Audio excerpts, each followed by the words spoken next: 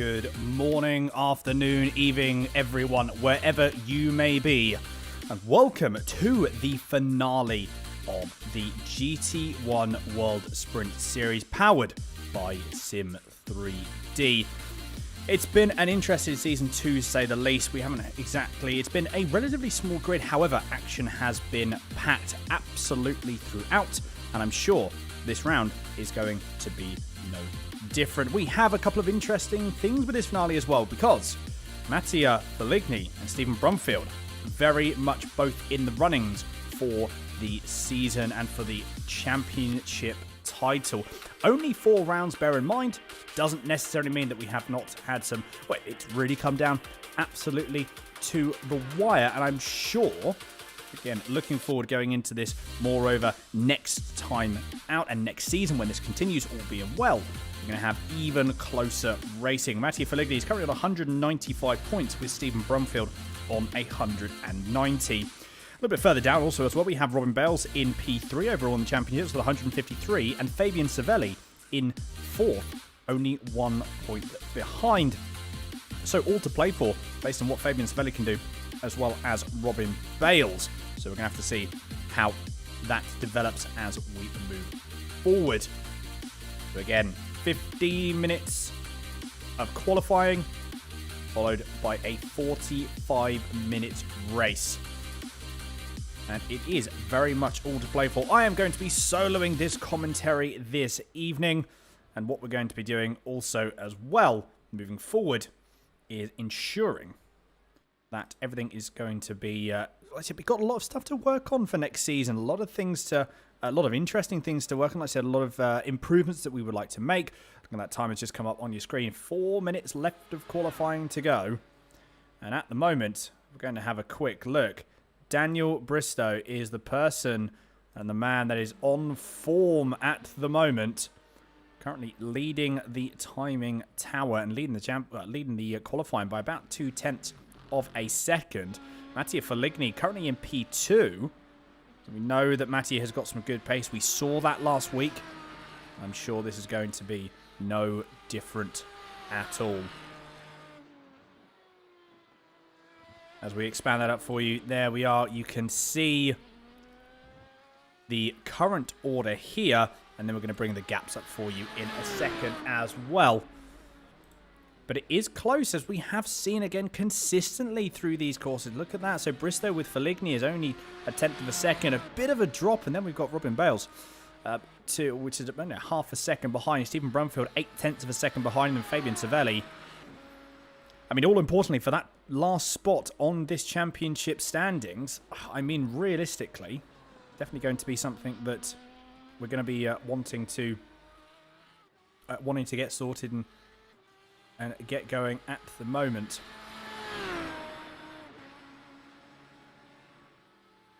So Mattia Feligni just going through 1:30, our fastest part of the circuit, one of the fastest parts of the circuit.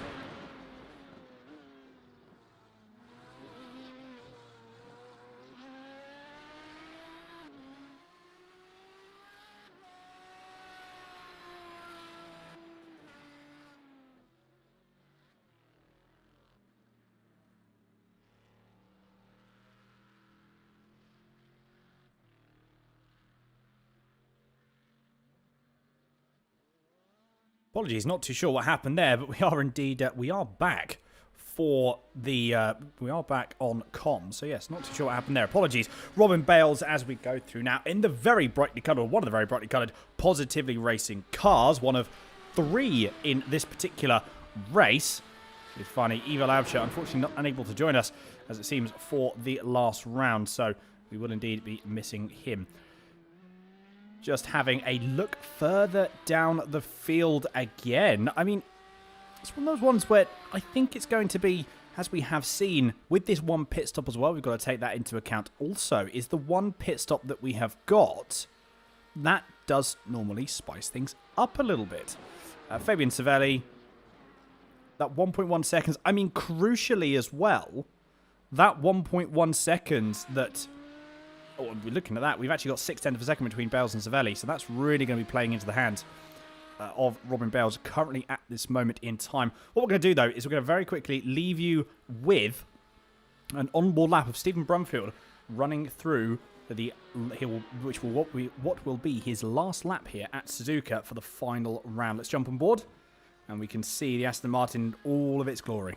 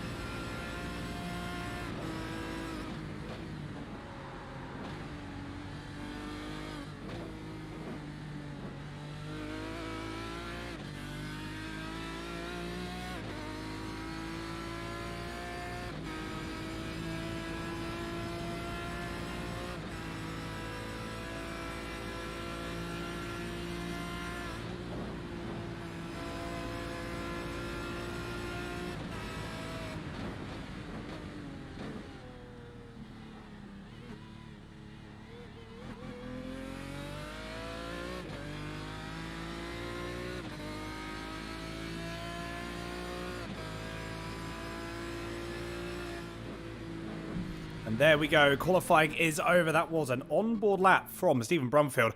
But that is it, I believe. Derek Rungeberg, Stephen Brumfield has finished his lap. Derek Rungeberg, though, on his last flying lap. Is he going to improve on that particular time? And I believe he does indeed. A 156.949. Not an improvement in position. However, an improvement nevertheless. We do have Mattia Feligni still on a flying lap, I believe.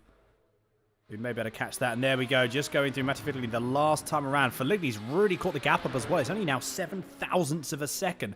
I'll tell you what, like I said, we don't necessarily have the grid size at this moment in time. Doesn't make a difference, though, because the battles are still going to be close moving forward.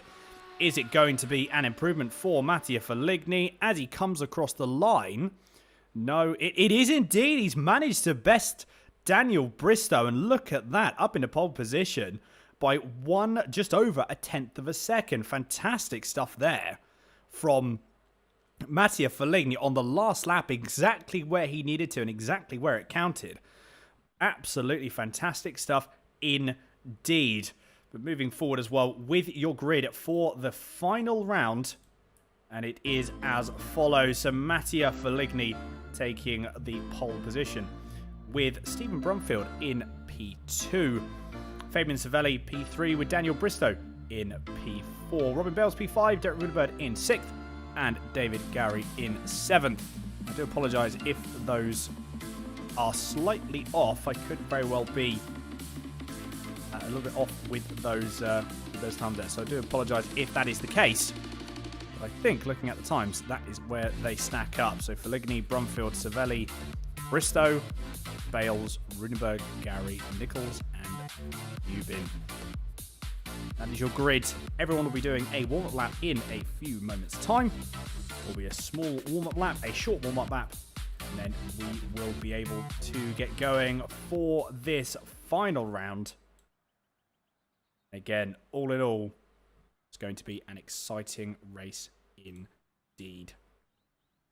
All to play for as well. As we've said, we've got positions to be had up and down the field. So realistically, I said at this moment in time, anything could happen. We're just going to have to see. And this, bear in mind as well, this is only the first season. That's the thing we've got to take into account as well. It's only the first season. Everything starts somewhere. You know, I'm hoping as well, and I'm sure this will be, as this moves forward, this will become the staple for GT1 category racing. And as this further improves and develops and we gain more knowledge on how these cars work best, we will be able to naturally improve and bring more people onto the grid. Blimp cam as well, getting ready for the small warm-up up to the line. Safety car of the Porsche 911 does now get underway, and we are going to be ready and going to be getting ready to go in a few moments' time here for the finale of the GT1 World Sprint Series. Again, big thanks to Sim3D for sponsoring this series. Again, fantastic to have them on board. And make sure if you need anything, head out and check Sim3D and check out their website. They've got some amazing pieces of kit to really help you move forward within your sim racing career. So if you want that extra step of pace, these are the people to go with. Just about to get ready for the start. So Mattia Feligni does take that all-important pole position. Actually, it wasn't Mattia Feligni. Apologies, I'm not too sure what was happening there with the standings. But Daniel Bristow was actually taken. I thought that was possibly going to be the case there. So Daniel Bristow is now going into turn 1 straight away. He's actually got quite a hefty gap as well. Moving back though, Stephen Brumfield really trying to make a move. He's already got up the inside. Might even try and go around the outside going to Daniel Bristow. Do you know what? He's done it. Bristow's gone a little bit too wide, a little bit too deep. And look what's happened there. Brumfield has capitalised on the opportunity. Absolutely no end. And already, Brumfield now up into first position. Robin Bell's just going slightly wide there, as you can see. Manages to maintain it, although. So Feligni, not the start that he would have wanted. Would have wanted to have been ahead of Stephen Brumfield, at least going into turn 1. But Bristow is hassling him hard, very hard, in fact. I wonder if there's going to be a move on the cards straight away. There might very well be. Again, right now on board with Daniel Bristow. I wonder. It's going to have to be a very, very sizable move as well. Especially, again, we know the pace that Brumfield has got. He's pulled out a little bit of a gap there, which will be helping him. Main thing for us to do is just to see what the pace is going to be after the rain. Brumfield goes a little bit wide. That will cost him. It's not going to cost him here. He has a little bit of a sideways moment there with the cold tyres. That's not going to help him either. Bristow's got a very, very good run. Brumfield goes on the defensive straight away, naturally, as we would do.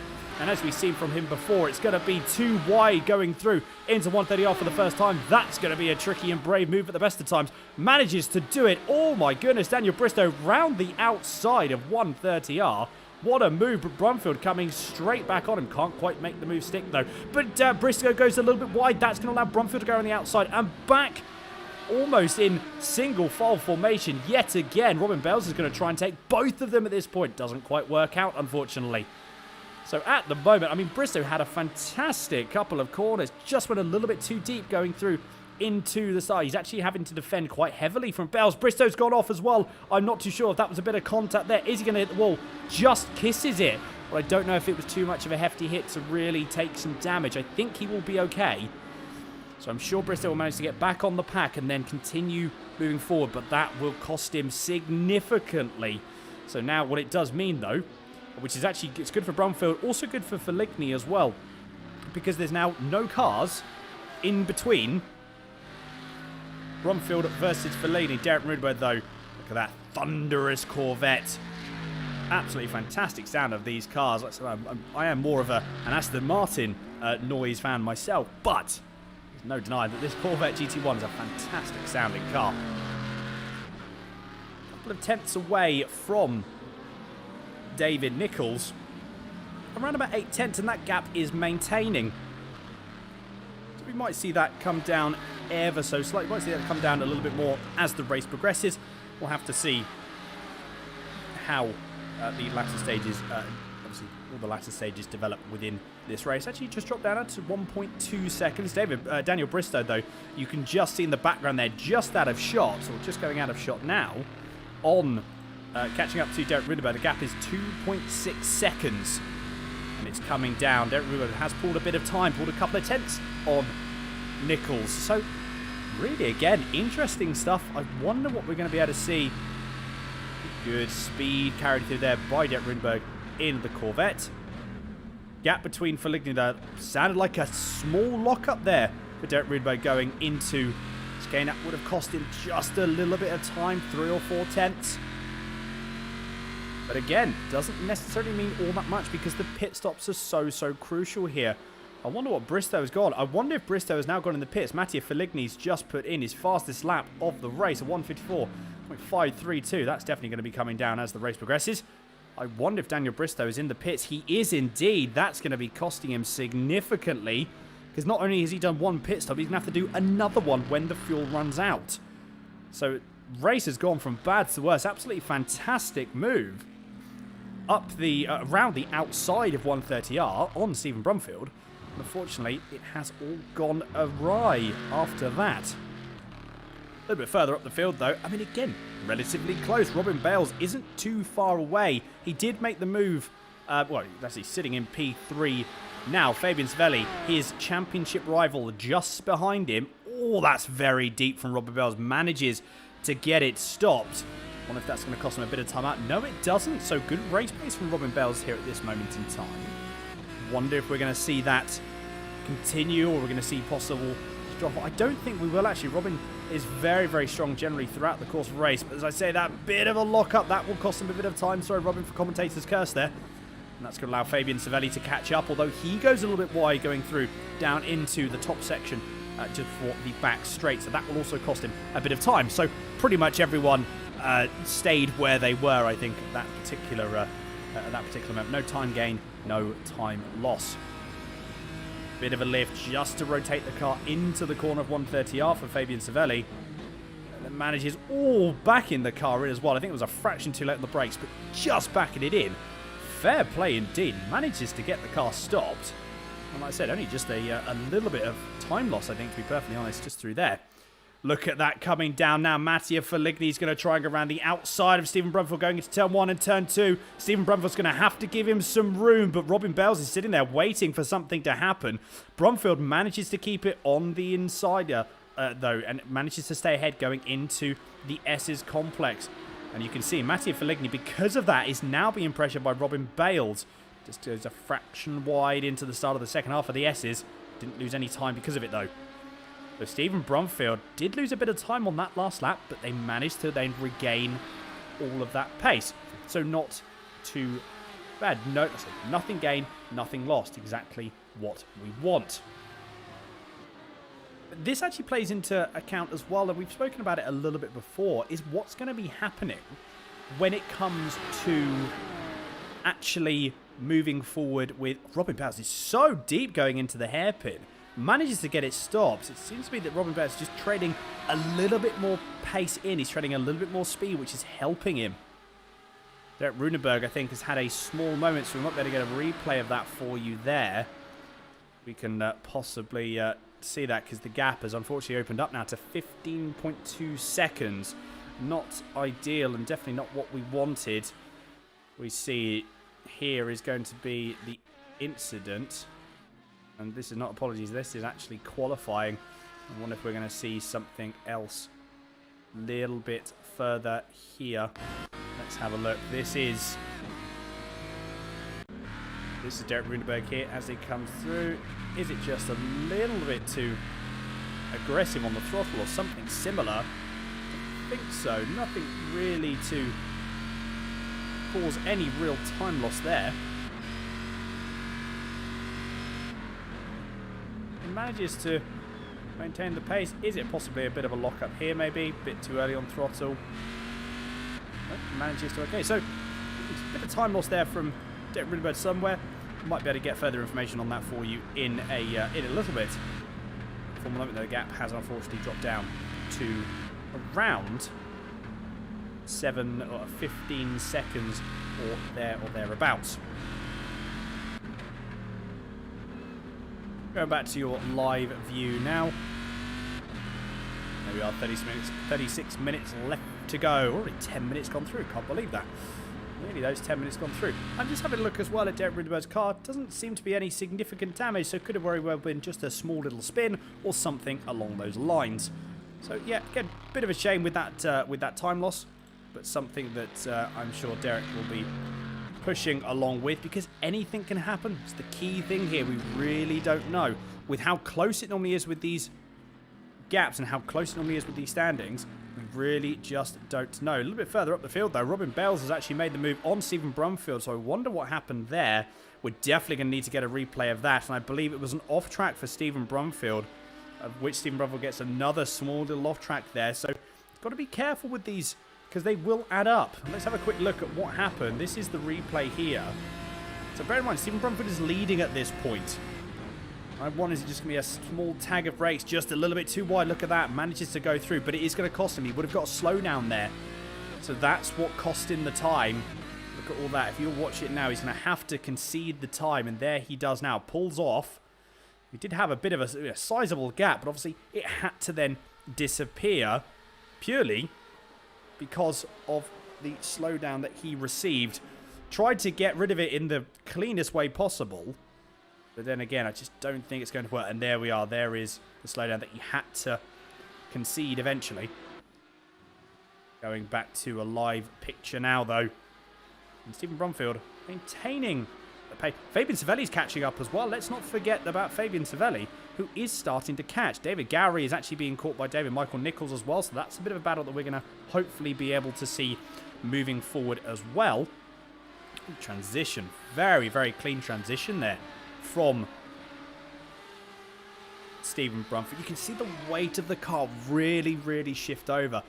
Quite aggressively, actually. I didn't realise, looking at that camera angle, the shift of what you can see. It's a very, very aggressive move. Mitch as well just said in the YouTube chat, what a move. That was with Daniel Bristow. Absolutely fantastic move. It's just unfortunate that it all just got a little bit unravelled towards the end of that manoeuvre. And as we're going through, what's going to happen here, though, because Fabian Savelli is really pressuring Stephen Brumfield now. So is it going to be? Is something going to happen? Could it be here? Could it be going through into 130R? That is the key thing.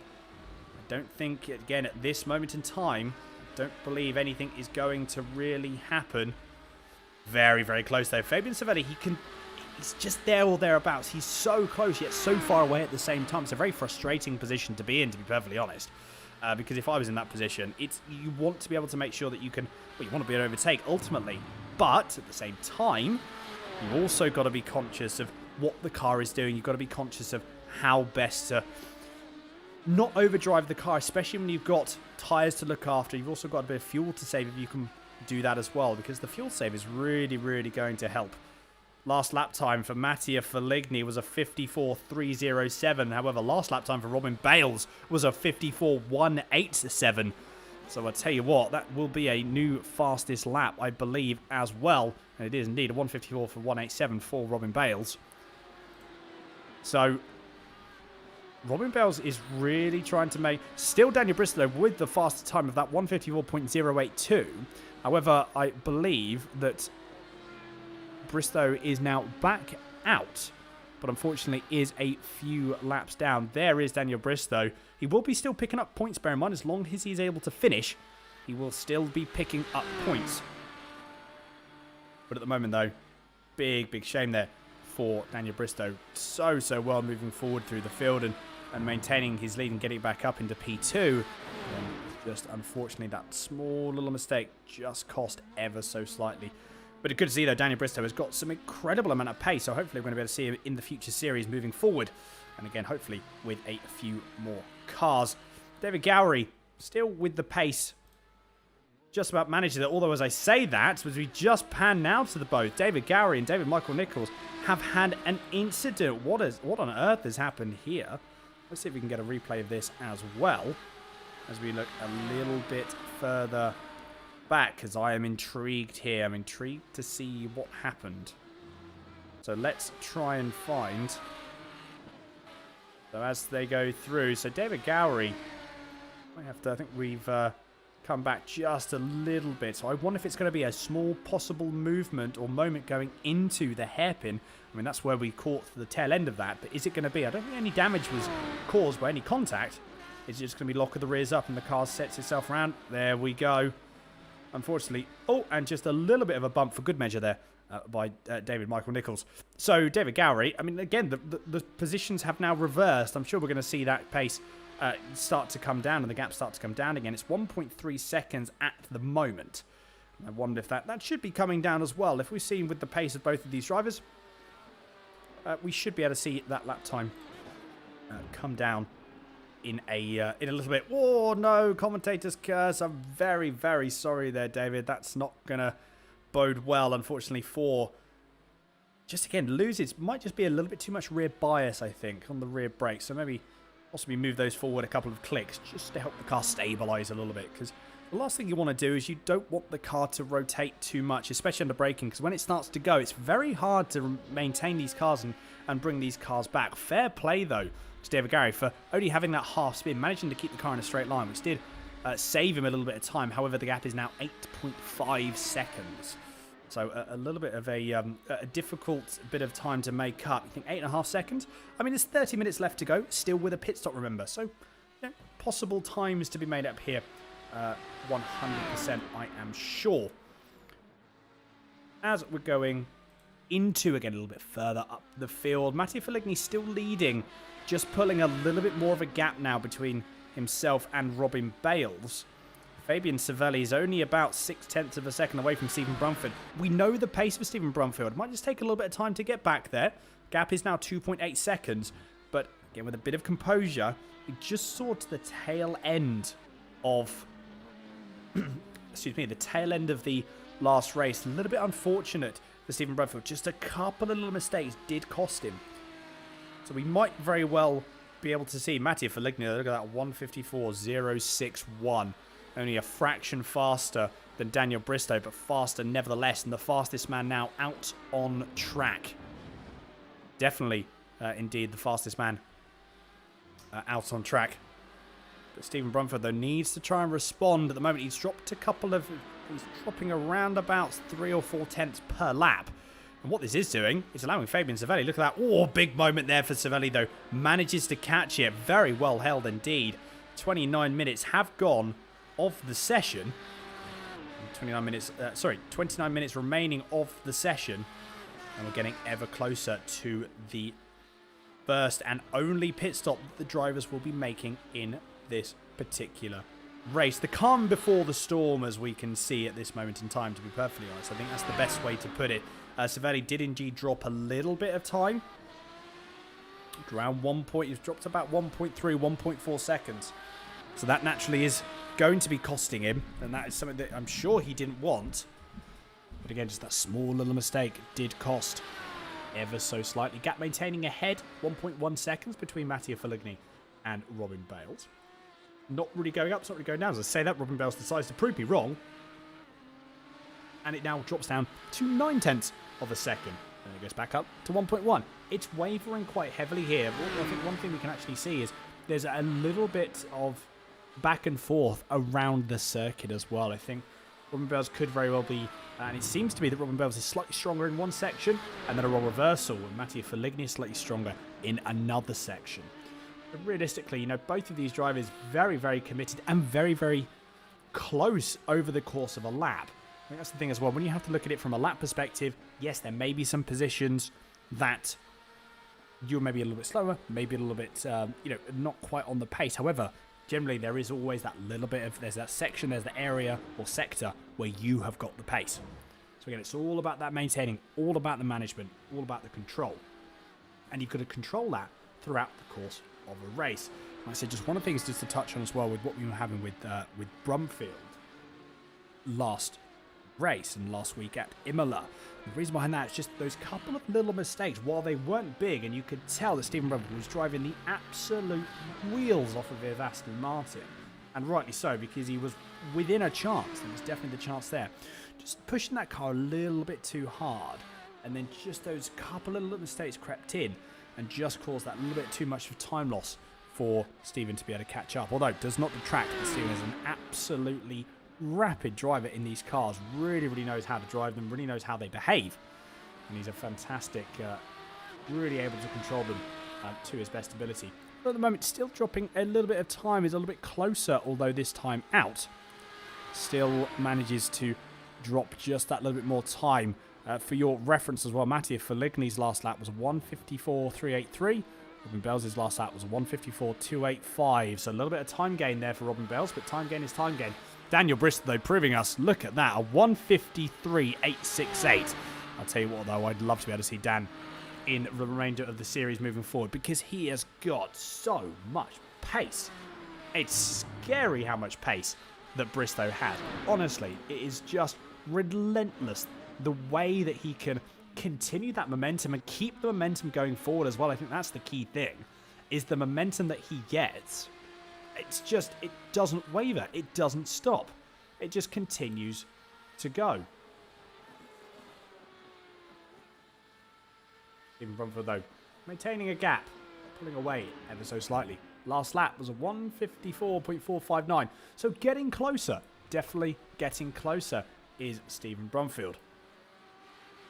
One person, though, David Gowrie, is bringing the gap down ever so slightly to teammates, actually, for Stephen Brumfield. David Gowrie is bringing the gap down. You can see there it's now 8.6 seconds. Last time we checked, it was about 8.7, 8.8. So it is coming down, but it needs to come down a little bit faster. Like I said, we haven't got through the first round of pit stops yet. Once we get through those first round of pit stops, that's where it's really going to then show. If you can gain some time in the pits, it doesn't have to be too much, 2 or 3 seconds, that puts you right back in the game. Robin Bales, though, hounding down and really trying to reel in Mattia Feligni as quickly as he can. Unable to really take... He's not taking sizable chunks out of the time, but the extra tenth and a half every single lap, that's the key thing. That's what is absolutely crucial. It's now dropped down to 0.5 of a second, so Robin Bales is really liking and really taking a kin to Suzuka. Really likes it indeed. At the car is just working for him. You can see that in the way he's driving. He's confident, precise, controlled. The car looks very, very stable indeed. As he goes in a small lift, just a fraction. Whoa, that was a moment there, but again, very well controlled. Glad we were able to ride on board with that. Because that, I'll tell you what, if there's anything going, that's a scary sight to see. You know you're going to go wide. The best thing to do actually at that point, ironically, is just to let the car and to let it happen, to let it run wide. If you try and counter into the corner too much, that's when you can have those bits, that's when you can have those moments, and that's when the car will start to spin. So you've got to make sure that you're keeping that car in a stable position. So you don't want to fight the car too much.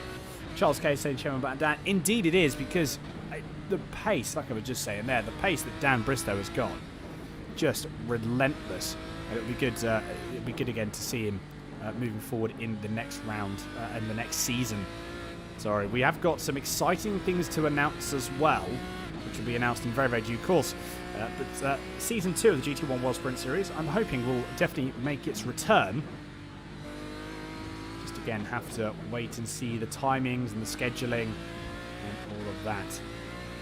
But Robin Bales still pulling a little bit of time, just manages to keep all of that momentum. You can just see there actually as well, really good camera angle that you can see again.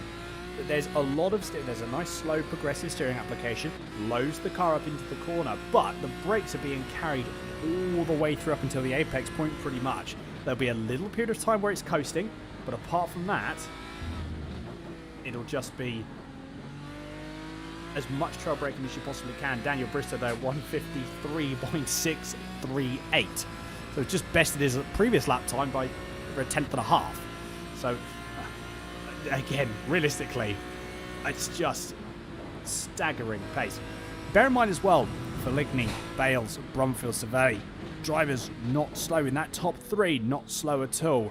And Daniel Bristow though, managing lap times, 3, 4, 5 tenths of a second faster. Admittedly though, you've got to take into consideration a different tyre comp.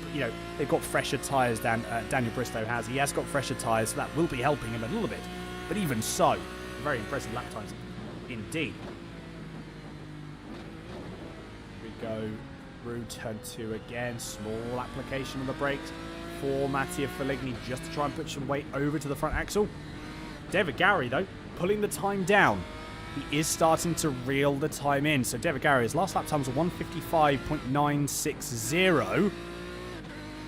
And the last lap time for David Michael Nichols was a 156.406. It's quite a sizable chunk of time David Gowrie has just pulled out. Wonder if, again, if he can maintain it. That's the key thing there.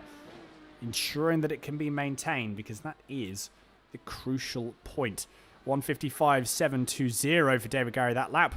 And a very similar 1:56.4 for David Michael Nichols. So probably nothing's really going to be happening at this, throughout the course of this race. It's only when you're going to get to the last 5 or 6 minutes. We saw that again similarly with Brumfield and Feligny last round, and last week. It's that calm before the storm again. You'll have that bit of break period, and then all of a sudden it just keeps reeling. The person behind you is reeling them in.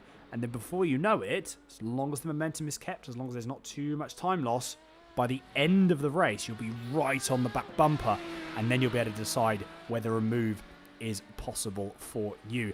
Fabian Savelli, though, just dropping off a little bit of time now to the back of Stephen Brumfield. That small little mistake he had, unfortunately, not since been able to recover from that. So that, again, will be costing him a little bit of time.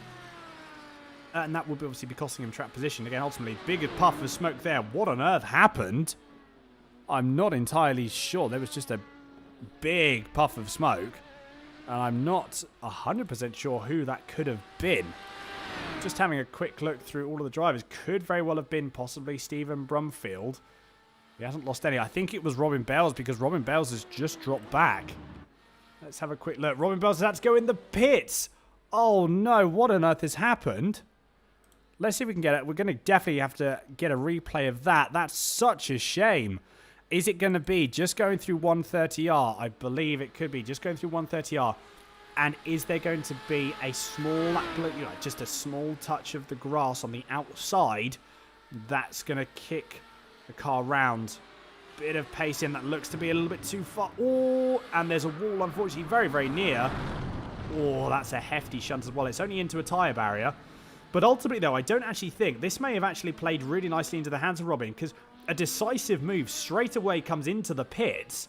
I mean, realistically, if there was any position that was going to happen, that would have been it. It has forced his hand a little bit in regards to the pit window for him. But ultimately, he has got the opportunity to pit now because there's 18 minutes remaining. So where Robin Bales is now, he won't have to pit again. I think Robin's got very lucky with that, to be perfectly honest. That was a very, very lucky accident. As accidents go, that's where you want it to be, really. Just sitting in the pit window just before the pit entrance. I mean, I doubt it was obviously, it definitely wasn't coordinated. But at the same time, was something that I'm sure that Robin Bales is going to be very, very glad about that it happened where it did. 18 minutes and 20 seconds left remaining. The gap to Feligny now in Brumfield is 7.7 seconds. And the gap has actually stagnated between Brumfield and Savelli. So keep an eye on that for the remaining races. This is the main battle. This is the really thing I want to see, is when people now start to pit, we've got to keep an eye out for what's happening here. And wonder what's happened also as well with Stephen Brumfield. Is Stephen Brumfield coming into the pits? Yes, he is. So making a direct response now to Robin Bales. So obviously Bales did get his hand forced a little bit there, but he was the first person to jump in. And that is now allowed Savelli to bump up into P2. As we can see there, Feligny managing to stretch the car as long as he possibly can. This will help him. This will help him. The shorter pit stop that you can have, the less fuel that you need to take on board, the better. Just needs to make sure that he's able to maintain that pace. I mean, a 154.222. Daniel Bristow, though, 153.703. So maintaining that outstanding and outrageous pace. One person that is catching up, though. Gary is still catching up to Nichols. Actually, I think, to be fair, David Nichols has pitted. Yes, that is correct. David Gowrie is also now in the pit. So both in the pits. You just saw it change on the timing tower. So that is now exactly what we were going to see naturally. And the gap will most probably maintain at around 5 seconds. It's actually come down, yes, 5 seconds, 5.4. So, again, 16 seconds, that is within a possibility. That's definitely within a possibility. Daniel Bristow, though, he obviously has now moved up into P5, but I believe he's actually going to have to pit again. When we actually look, when we have a look at where he pitted and when Daniel Bristow pitted, he will have to make a small splash and dash. So that is going to cost him. If he can actually pull the time out, though, and get enough of a gap away from Nichols, Gowrie, and Rudenberg, then might still be within a chance, possibly of maybe a top six. May very well be a little bit of a stretch, but possibly a top maybe 8th or 7th. Possibly could be, sorry, maybe about 7th or 6th. Could be in the cards. We'll have to see. We'll have to see. Mattia Foligno, sorry, this is Fabian Savelli, now pulls in the pits. Mattia Foligno is also in the pits as well. So the main key thing here, where is Mattia Foligno? There he is. So the main thing we want to see is where is Robin Bales going to come out? Or where is he going to rejoin? Where is everyone else going to rejoin? You just see the revs build up for Mattia Foligno. There is the revs dropped. Only a short run and off he goes. Where is Robin Bales? Just there or thereabouts. He has dropped some time though. So exactly what Mattia Foligno wanted. The gap is now opened up. It's around 2.6 seconds. So all of that time that Robin Bales had, he's going to have to make it up all over again. Did it once though. No reason why he can't do it again. Although the clock is ticking. 15 minutes left to go in this session. Not too long. It needs to make sure that we've got to be in a position where these last 15 minutes, I mean, realistically, are going to have to be the quickest laps that Robin Bales has ever done in these cars. He wants to catch up with Mattia Foligno. Ultimately, though, looking at times, he has split Bales and Foligno and Brumfield. So at the moment, Foligno looking for a good position here to be able to take the championship if Foligno stays where he is. But Brumfield, though, needs to just find that little bit of pace. He has come into the pit, so a fresh set of rubber maybe will possibly, that little bit of extra fuel may help settle the car down, actually, in a way. So we have to see how that develops in these latter stages of the race. David Gowrie, you can just see 4.7 seconds now is the gap between himself and David Nichols. Where is David Nichols? There he is. We might just be able to see. Couldn't quite see David Gowrie's car there in the back of shot. You might very well be able to see it. You can just see there. Just out of shot. Just going through the hairpin. There was David Gowrie. It's now 4.4. This is going to be a battle. This is actually going to be a very, very good battle that I'm excited to be able to watch moving forward, because it's 4.5 seconds, sorry. Now that gap there, I think Daniel Bristow has actually just done his last splash and dash. Yes, he has. So Bristow is only 6.1 seconds behind Derek Rudenberg. So let's try and see how that goes as well. I mean, that should be a gap that comes down, and we might see that a little bit of a battle there as well towards the end of the race, which would be fantastic stuff. Yeah, 4.3 seconds now between Nichols and Gowrie. Just again to making sure that Gowrie can keep that pace up in the number 15. As long as he can keep the pace, he will start to maintain. He will continue to claw back that time. Which is ultimately exactly what he wants to do. So it might not happen until this very last stage of the race, but ultimately it should happen as long as they're catching up at this similar rate. There it's Derek Rudenberg though in the thunderous Chevrolet Corvette C6R GT1, positively racing the second of the three positively racing cars. Actually, there's only two here. We haven't got Jacob Money either for this particular round. So Derek Rudenberg has run a bit of a lonesome race, which is a bit of a shame. I'm sure that Derek won't be minding that. He loves, absolutely adores driving this car. Don't blame him. It is a fantastic car. Derek does have a soft spot for American muscle. And obviously this was no exception. As soon as Derek Rudenberg jumped, we were talking about and discussing it. Oh, big moment. What a save from Derek Rudenberg. Oh my goodness. How on earth? Wow. That is the save of the day. That's one of the saves of the season. Good stuff indeed there by Derek Rudenberg. Wowza. That is really, really, really impressive, that save. Just tipped a wheel onto the grass going on the exit of turn 2. Managed to maintain the car. Managed to maintain that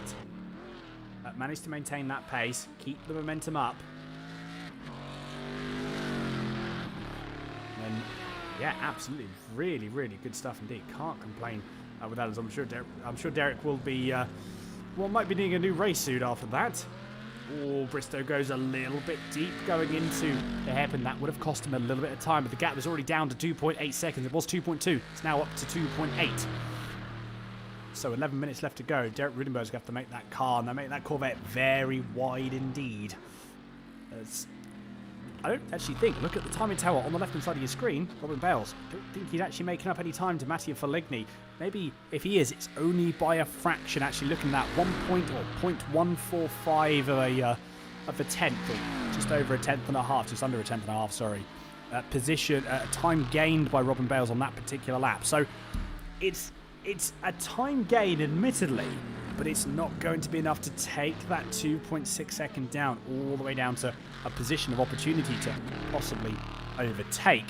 One person that has found some pace there, which is really good to see, is Stephen Brumfield, really starting to work with the car at the moment. Matched pace, and was actually quicker than Mattia Feligni. So bear in mind, championship rival there, 6.8 seconds though is the gap. It is quite a sizable gap. Anything can happen though, as we very well know. And that lap there, so yes, Robin Bales again was a little bit faster that particular time out than Mattia Feligni, and Stephen Brumfield was also faster than Mattia Feligni as well. Let's now jump on board with Daniel Bristow, who has now got Derek Rudeberg firmly in his sights.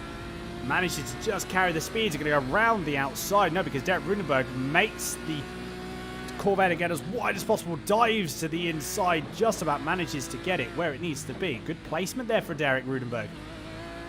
And the speed that Daniel Bristow carries through, absolutely fantastic. Going to be a defensive line again going for Derek Rudenberg as he goes through. Oh, we're very late on the brakes for Daniel Bristow. Is he going to try and get the cutback? Manages to get a decent exit, but the Corvette, though, manages to hook up. So Rudenberg manages to hook the Corvette up and really make that move stick. Aston Martin, though, this is where the top end of the Aston Martin comes in, I think, a little bit here. Oh, that's very late on the brakes for Daniel Bristow. Is it going to be moved? No, Derek Rudenberg holding it round the outside. Oh, my goodness. Derek Rudenberg not giving it up without a fight. It's going to be a drag race now, and I think it's going to be the Aston Martin with the higher top speed is going to be able to take that advantage. Is Derek Rudenberg, though. He's not backing out. He really wants this position. He wants to take it back off of Daniel Bristow. Look at that. Derek Rudenberg pulls back in, manages to have a better drive, carry a bit more speed. Good stuff there from Rudenberg. Manages to hold it off again. A really defensive line. Bristow having to go the long way round.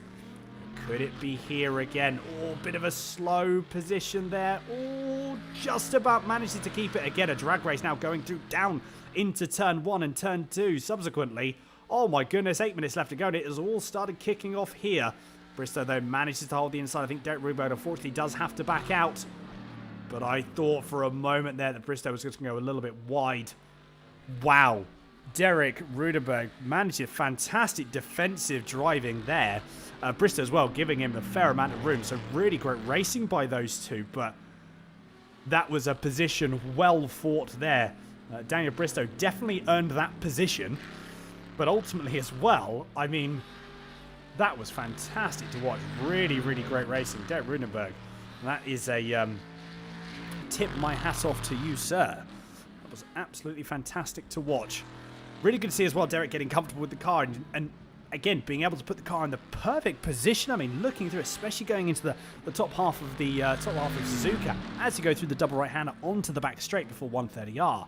I mean, again, the drive and the confidence you saw from Rudenberg's Corvette really allowed the momentum to carry through the first left and also the second.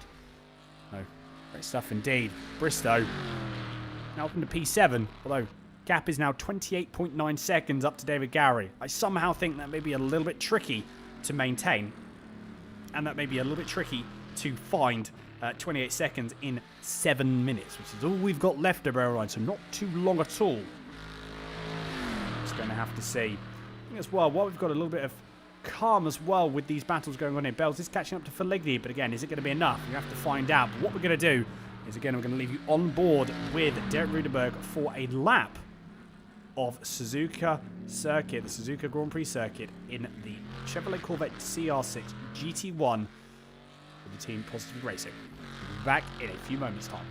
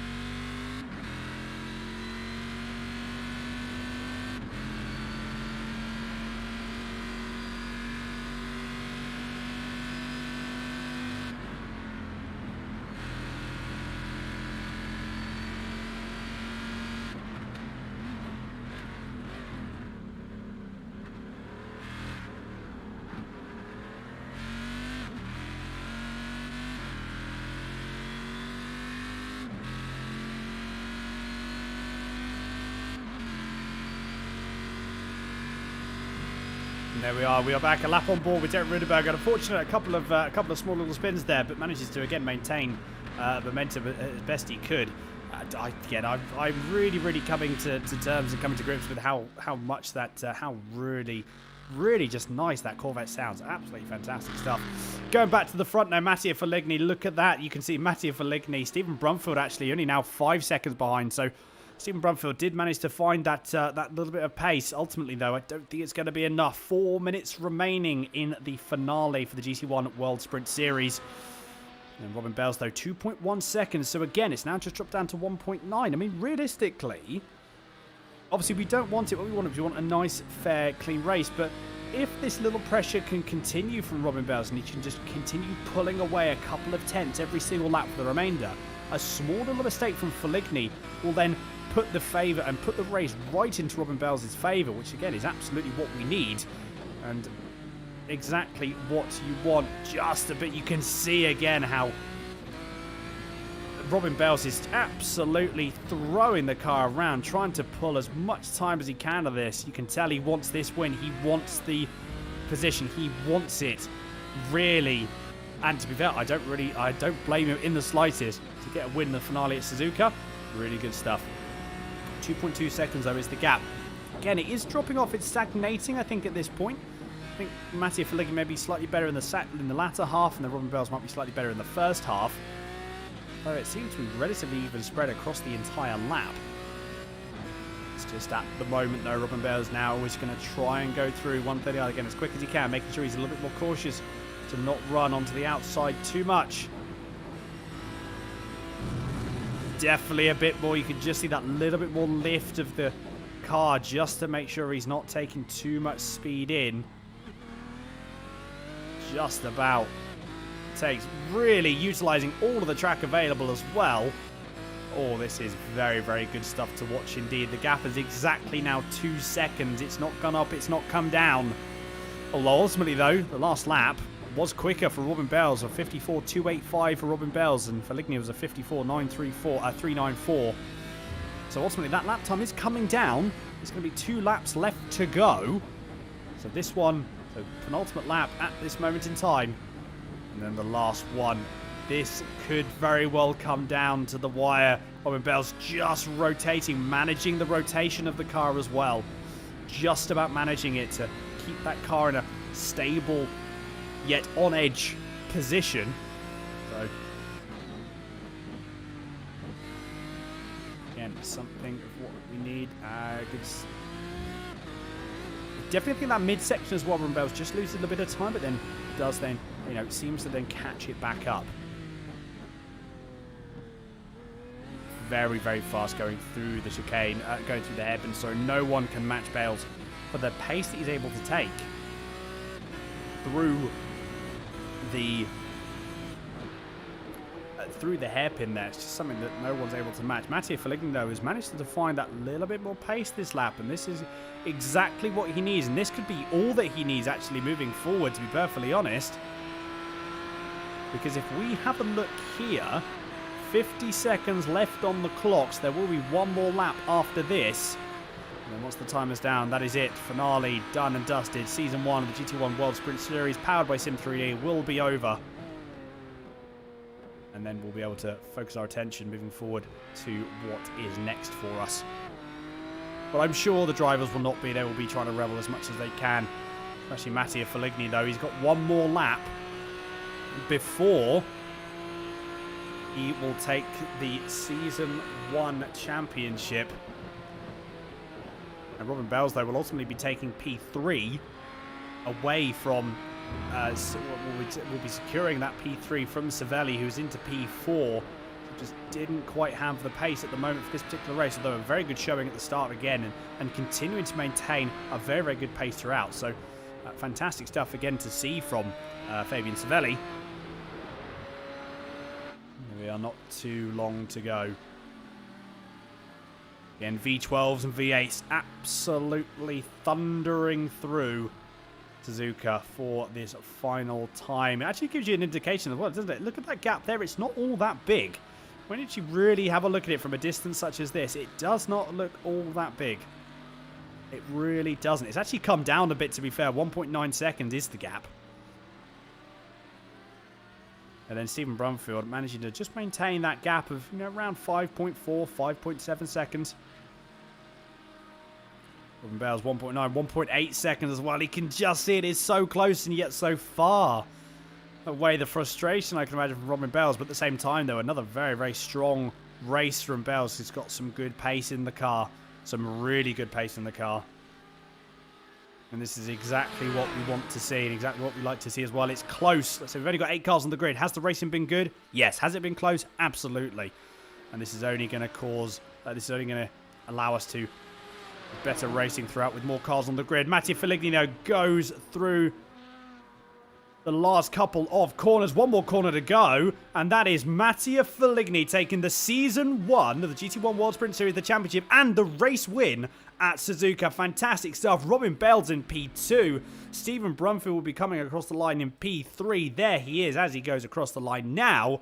What a race indeed. Foligno, Bales, Brumfield are your top 3. Fabian Savelli, though, has got a couple more corners to go. One more corner, in fact. And then he will be coming across the line in P5. P4 even, apologies. And then we will have David Nichols, David Gowrie, Bristow, and Rudenberg. And then that will have a couple of conversations. I'm sure one of the people we're going to be having, it's going to be ecstatic to be having a conversation with us, is going to be Mattia Foligno. And then what we're also going to be doing as well is wrapping up and looking forward and looking ahead to next season. Let's see, where is David Michael Nichols? There we go, across the line. Does David Nichols going? David Gowrie just behind, as we can see there. And then a few more moments, then we will have Derek Rudenberg going through. I think Daniel Bristow has unfortunately had to go back to the pits. Could very well have run out of fuel, to be honest. I'm just thinking that.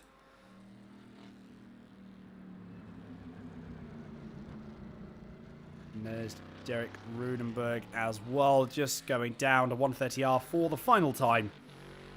And then we will be able to run you through your finishing results officially confirmed for round 4. One more chicane to go. 4 more corners. 3 more corners even. I can't count. 2 more corners to go. And now the final one. And then Derek Rudenberg for the Positively Racing Corvette comes across the line in P7. Interestingly enough, I wonder what happened to Daniel Bristow. He might not have had enough fuel. So Rudenberg inherits P7 away from Bristow. I'm sure Bristow won't be too happy with that. Again, a fantastic recovery, though. The pace that he had was absolutely staggering. That is it. That is your final grid. And what a season that was. A first inaugural season for the GT1 World Sprint Series. And fantastic to have. Really, really exciting stuff. Let us run through the official results and the official confirmed results here. So, round 4 at Suzuka. And here we go. Mattia Foligno does indeed take the race win. Robin Bales in P2. Stephen Brumfield rounding out the top 3. Fabian Savelli in P4 with David Michael Nichols in P5. David Gowrie 6th. Derek Rudenberg in P7 with Daniel Bristow in P8. And then Gilles Hubin unfortunately unable to make the start with internet issues in P9. Fastest lap was by Daniel Bristow with a 1:53.678. 6:38, apologies. And as we can see, Mattia Foligno taking that race win with a fastest lap of a 1:53.796. Let us see who we have got in the commentary box for a quick catch-up. I'm sure we have got people here. Should be very exciting if we do, and hopefully we're going to be able to let's have a catch-up in a few moments. We're going to bring, I believe this is, might even have the top 3 straight away. Wait a couple more moments to see if we get Mattia Foligno in. And then we will be able to start. While we've actually got a bit of time, let us bring P3 in. So, As we bring in here, Stephen Brumfield. Can you hear us, Stephen? Please bear us with a few moments while we just sort out a few things on our side. And there we go. We should now be able to hear you. So, Stephen, welcome to the commentary box. How was that for you?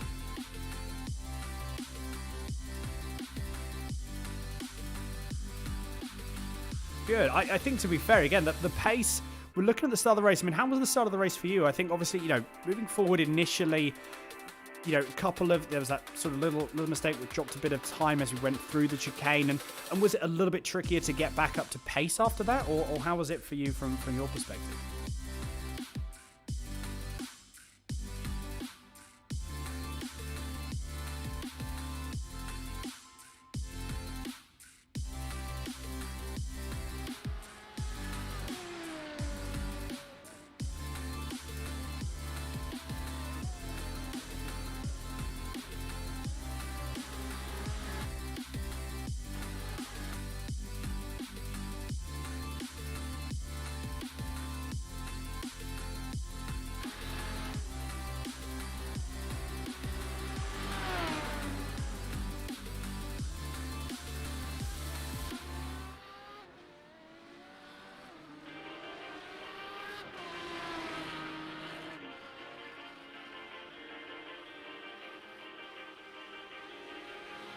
Yeah, well, I think, looking forward as well, actually, in regards to the pace, I mean, the pace started coming towards the end. I definitely think you could see the confidence build up as you went through.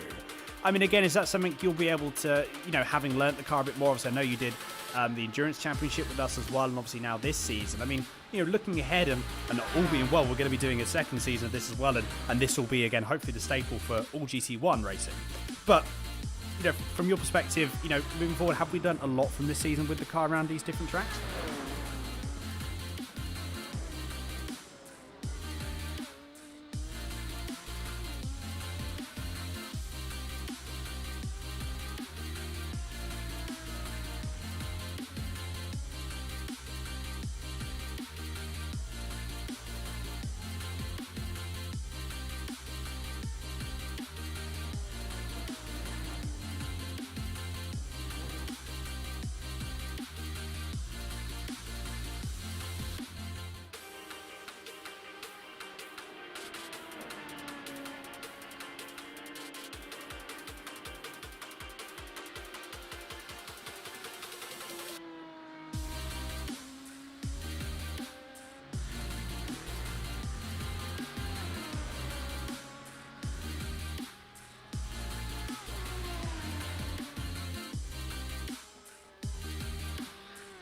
Brilliant stuff. Well, Stephen, it's been an absolute pleasure having you for this season, obviously for the Endurance Camp as well. It's having you with us at ASR is absolutely fantastic. So, no, really, really good stuff indeed. And we look forward to catching up with you in Season 2.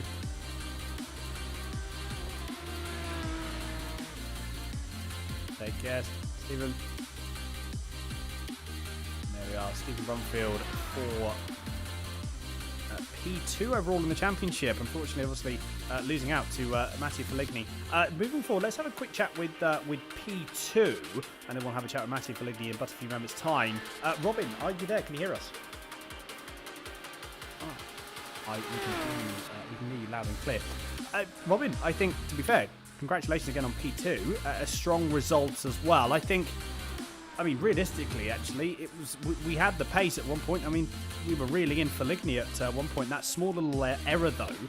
Actually, I want to talk about that first. That mistake that you had at 130 up, that could not have been timed more perfectly, I don't think.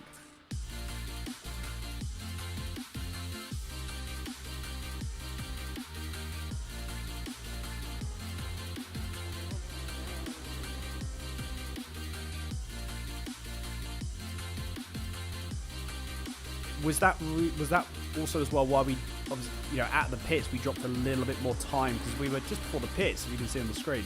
We're only about 8 or 7, 7 or 8 tenths away from Feligni. So obviously when we came out the pits, we dropped to 2.6, 2.7 seconds. Was that because of the earlier pit stop?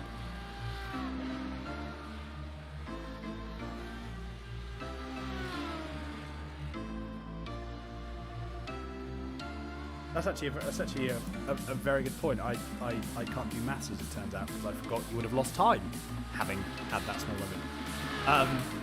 I mean, to be fair, again, it's saying this as well, like the 4 rounds, grid's not been all that big. Although at the same time, there's been some good racing, some really good racing as well within that grid. I think building on this is obviously going to be great to be able to have more cars in.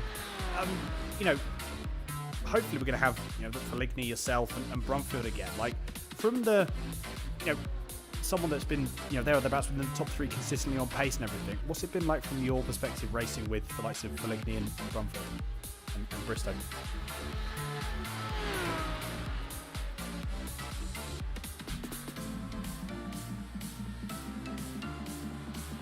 Don't know why that is. Let's have a quick look. This might very well be a little bit better. Let's just try this again. Robin, can you hear us? I can.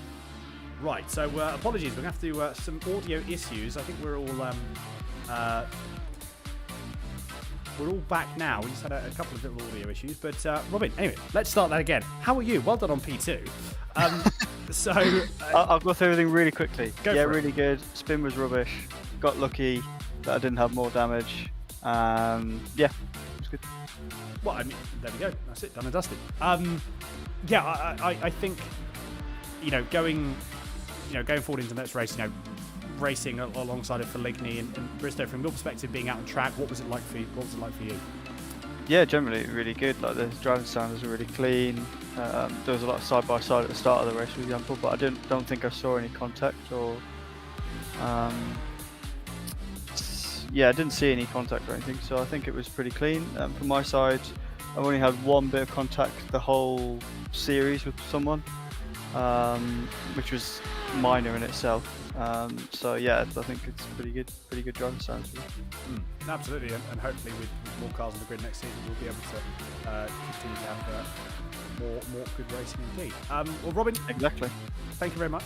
Again, well done on P2, and obviously securing P3 as well, taking. Obviously, has some good pace on Fabian Savelli, who just didn't quite have the pace for this particular race. Although again, Fabian Savelli's really been sort of on it with yourself in that P3 as well. So congratulations. So I finished P3 in the championship. I believe you did. Yes, looking at the standings, because yourself you had 153 points. So Brumfield had 190, Feligny had 195, and Savelli had 152. So you're only 1 point separation. So I believe that has got you P3 secured. Cool. Well, I didn't know that, but nice. That's good to know. Thanks, Dan. No worries. Robin, pleasure to catch up. And as always, mate. As always. I will look forward to catching up with you soon. Perfect. See you later. Take care. Thanks a lot. Bye-bye. Robin Bell's apologies. We're actually going to bring back Stephen Brumfield very, very quickly, just for a few moments' time. And Stephen, we're going to bring you back in. Apologies for that. We have some audio issues on our end, so everyone could hear me, but they couldn't hear you. Just quickly going back into it. So obviously, firstly, congratulations on P3 as well, securing the podium for the final race. I mean, again, going forward as well into the sort of into the next season. I know we just discussed this as well, but let's have just a brief sort of catch up on it. Moving forward into the next season, we definitely learned some things as well. I know you see you didn't quite have the pace here. But at the same time, though, again, really, really respectful in terms of pace, because the pace was there, even though you weren't necessarily that comfortable. The pace was still there from between the likes of yourself, Bales, and Feligny. Yeah, the pace was there. The problem was that it wasn't there from the start. I think I needed more practice. I think I already said in the first interview at Road Atlanta that Suzuka would probably be a problem for me. It's just a track that I haven't raced a lot in any car. So it was a bit of getting to know the track. Where can I cut the corners? The car is really sensible over curbs, so you need to consider that. And the confidence was missing, and eventually I got that confidence. And by the end, I was pretty much even Stevens with Feligny and Robin. So just a little bit more was necessary today. Well, I think to be fair, like I said, moving forward from the next season, I think as well, like some good positioning, some good, knowledge gained moving forward, and we're looking forward to seeing you in the next season when it, hopefully, when it happens. Yes, I'm also looking forward to another season. Like I already discussed with Mattia, this car is just, leveling the playing field. And I think it is just a different, just a challenge that you don't get in any other series. And that's why I really love it. And I hope that there will be even more fun in the next season. I'm sure there will be. Stephen, been a pleasure. Again, congratulations on P3, and we Thanks. look forward to seeing you soon. Yeah, thank you, and have a good night. Bye. Yeah. There we are. Stephen Brumfield. And then the man of the hour, taking the championship as well as the race win for the finale, Mattia Feligni. Mattia, can you hear us? Hello, hello, Daniel. Hello, everybody.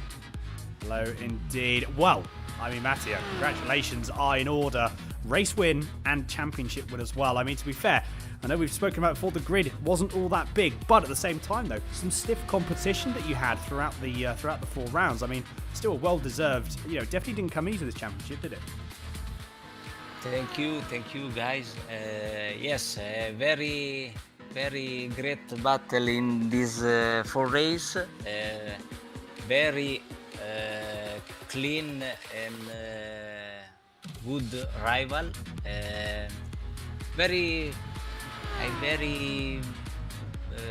I think this the championship is very good for future. It is indeed. No, it's a fantastic. It's really, really great to have everyone on board. And again, moving forward into the next season, it's something that we're hopefully going to be able to see you again as well for the next season as well, with more cars on the grid. Ultimately, that's what we want it to be. But yeah, I mean, what was Suzuka like for you? Because there was a bit of time where Robin was catching up at one point as well. Was that just a tactics there, just managing the tyres a little bit? Like, what was that from your perspective? No, Robin is a good have a good pass race, and I try a best drive in every single lap, and Robin, I think a little error behind the pit, and yes, Suzuka is a good track for me, and very well driving this track. Brilliant stuff. No, well, Mattia, again, absolutely fantastic. Really, really good to have you for the championship and the series. And again, well done on the race win and the championship victory as well. Thank you. Great organization, fantastic year in this time, and I very good participate in this championship. Brilliant stuff. No, fantastic stuff, Mattia Feligni. Very well done, and yeah, look forward to catch up with you soon. See you next, guys. Thank you all. Cheers, Mattia. Take care. And there we go, Mattia Feligni, championship victory. Fantastic stuff indeed, exactly what we wanted. Really, really good stuff. I mean, that was fantastic a fantastic end to the championship. Mattia Feligni will be pleased as well. Obviously, Brumfield taking P2 in the championship, the Robin Bell's taking P3. So, overall, fantastic stuff indeed. But we are going to have to wrap up. Thank you all so much for watching and being a part of this championship on the broadcast. It's just a pleasure to have everyone on board. And again, looking forward to the next season when it is announced. We've got some exciting things on the horizon. Big thank you again to Sim3E for sponsoring the series. Pleasure to have them on board, and we look forward to working with them again in the future. Again, if you want to find an extra step in your pace, check out Sim3D. They've got some fantastic pieces of kit, including their signature Rumble, the Rumble kit for a number and a selection of pedals. So if you fancy that extra step in the pace and to gain any improvement you can, definitely check them out. But until next time, everyone, as always, make sure you take care, stay safe.